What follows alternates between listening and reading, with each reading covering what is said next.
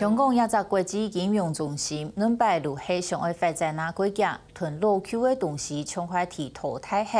不過，也按多年來顯示，由香港人意識到本土文化保存嘅重要。洛杉磯西洋盤係香港清早開發嘅其中一個地區，現正頭擺交通唔係過利片，還保持嘅完整嘅香港舊時代嘅風景。不過2年前，台灣地鐵站開通。地價租金起太價，本地嘅老店嘅舊街路天天係看唔到嘅。最近還有酒店打算要落來出冊期，地方民間組織上市關注組陸發起反對連署。面對社區嘅大轉變，伊哋唔想愛搶睇嘅反應天天，想愛透過行動來影響居民嘅意識，向下關心社區發展。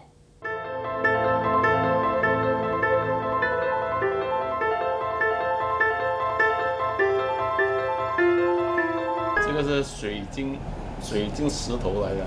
頭家拿出中國清朝嘅水晶木鏡，看到銀木珠一下被撿起來，地中嘅研究地，後來也看可以30年嘅木鏡店情報。頭家是係稍微記到環境優保嘅老式木鏡，也只嘅係西洋盤，香港最早開發嚟嘅素材，個有老香港嘅風情，社區居民個有來去，一個細細嘅朴素香，就咁水到也只嘅一年前面。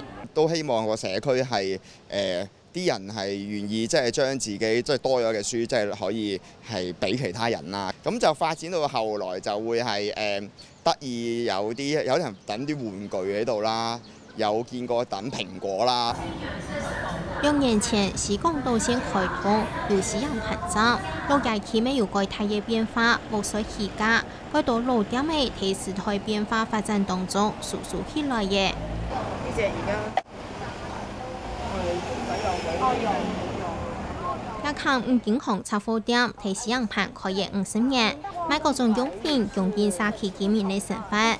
條街用票通店面係切咖啡，唔是少國稅或起價。看待社區嘅變化，而知道該無奈何。社區會轉變啦，咁就有好多外來嘅人住咗入嚟啦，咁咪變咗佢舊嘅鋪頭會越嚟越少，咁咪變咗冚唪唥都轉咗做新嘅鋪頭。咖啡店咪越多啦，酒吧又多啦，餐廳又多啦，外國人又多啦，中國人、內地人又多啦。變化也挺大的啊，有一些店家捱不住租金貴就搬走了，有一些新的開了很多酒吧啊，那這個比較那個消費高一點的行業回來了，做一個調整了。街路巷嘅店係單單就穩嘅，任前嘅洛杉磯本地賣民生用品嘅細店係，今日開出新式酒吧、咖啡廳也到，看起來價格鬧熱嘅發展，其實對菜天然食材價也唔低偏。他們選擇小了。對，買菜的地方，比如說是我以前就是有3攤，但是現在只有1攤可以選擇。下面如果就是酒吧的話，他們就是會很吵，所以我們這邊的噪音其實蠻嚴重的。開始了那個港鐵的計劃之後，變化就來得很急很快。本來房子下面的商店都不見了，然後新的房子蓋好之後，就會有一些很漂漂亮亮，但是很昂貴的商鋪出現了。我會覺得，這些商鋪都不是我可以負擔起來的。嗰度要起酒店。我問睇下前面第3街嗰度起酒店啊！如果可以的話咧，幫我哋簽個名反對。有投資人想愛睇第3街起酒店，長期關心社區發展嘅上市關注組，小睇出冊期度係講開嘅酒店，會對環境交通帶來巨大嘅影響，高手發起連署反對。我們這邊普遍都是住宅區，而且路就是很窄。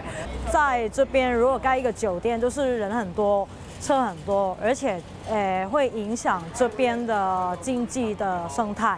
所以我們覺得都是要跟街坊去說，這個事情，然後都是讓他們表達意見，然後都是讓政府他們知道社區都是反對這個計劃。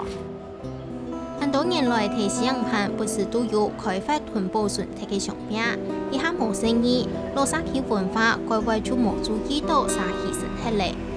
對於我們來說，一夜之間有幾棵過百年的樹木突然不見了，我跟我的家人，然後我身邊的朋友，這邊的街坊都會覺得很心痛，所以大家都會很激動的，很想做一點事情。香港人的筋在哪裡？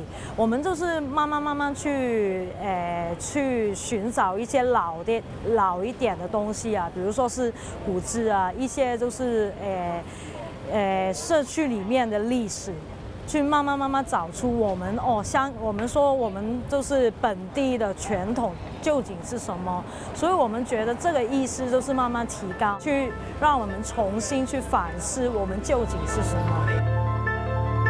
西港島線最晚開通嘅西洋盤站，同洛杉磯帶來利便嘅交通，同韓國島嘅人落來，路點嘅橋街路，未稀稀超過甜甜嘅態料。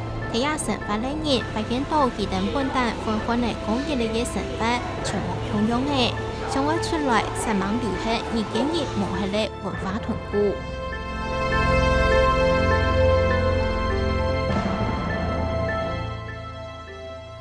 香港主權1920年，佢當時50年唔變嘅形勢已經過去2/3嘅。